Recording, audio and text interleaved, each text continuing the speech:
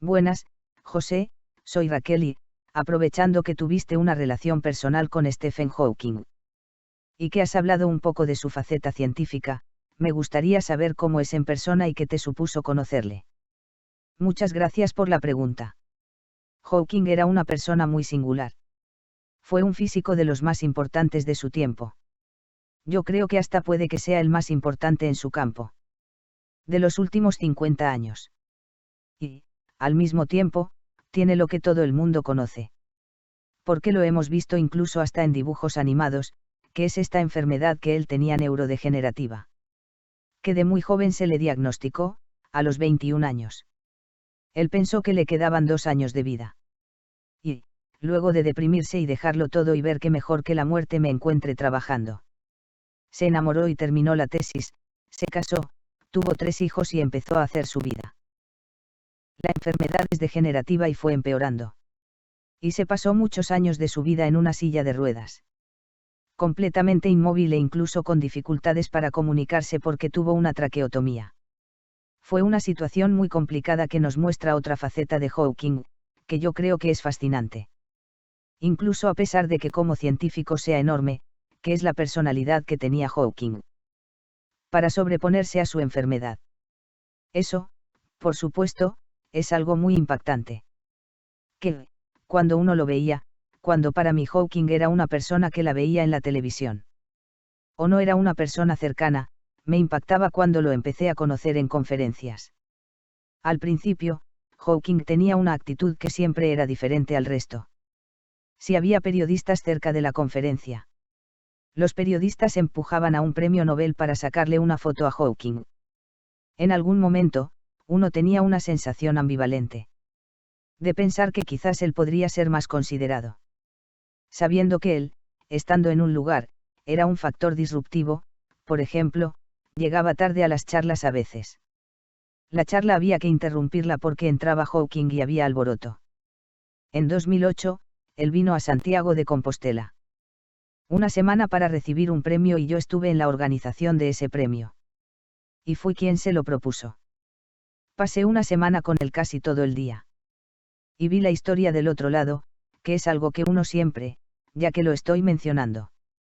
En muchas otras cosas, uno debe siempre hacer el ejercicio, cuando uno tiene una opinión de algo, de ponerse del otro lado un ratito.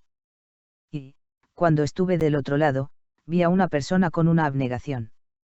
Con una resiliencia, con una generosidad, que era difícil de apreciar cuando yo lo veía de lejos.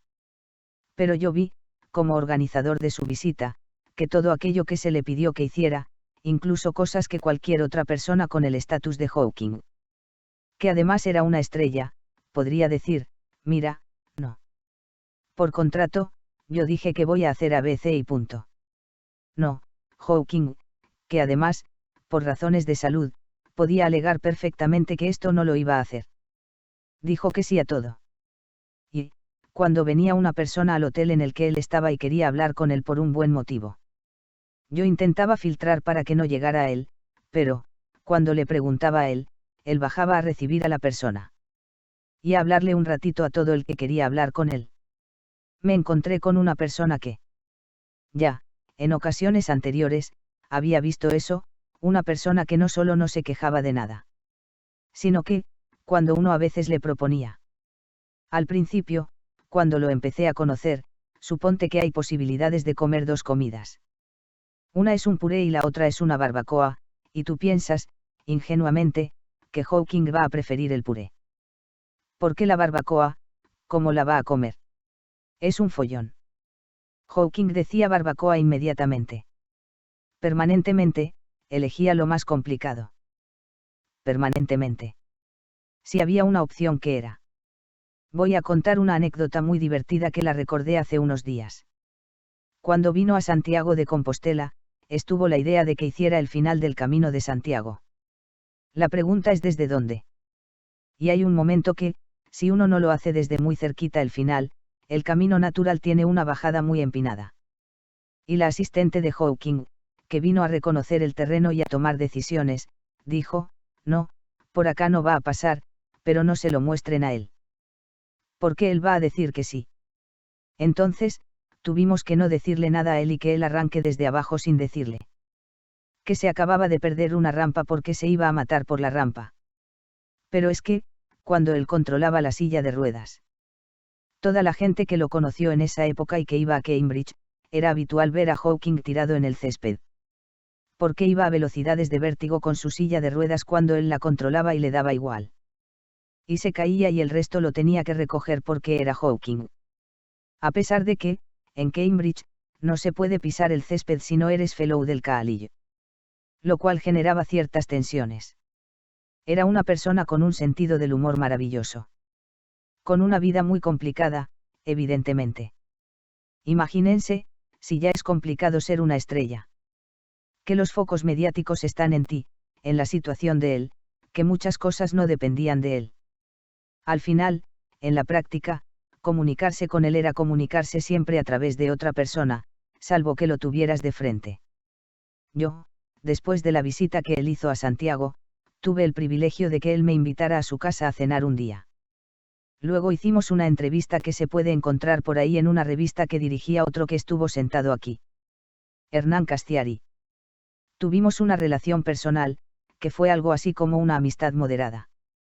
Porque también la diferencia de edad más la dificultad de comunicación no hacían fácil que fuera una amistad estrictamente. Pero tuve la oportunidad de estar en un cumpleaños suyo al que él no fue, por cierto. No fue porque tuvo un tema. Eso pasaba con él.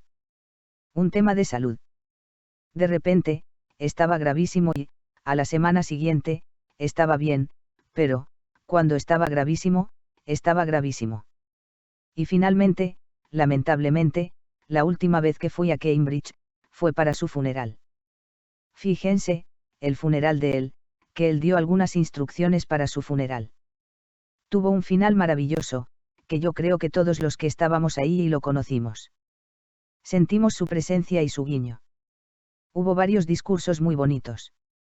Uno de Eddie Redmayne, el actor que hizo de él. Dio un discurso muy bonito. Y, de repente, está terminando todo.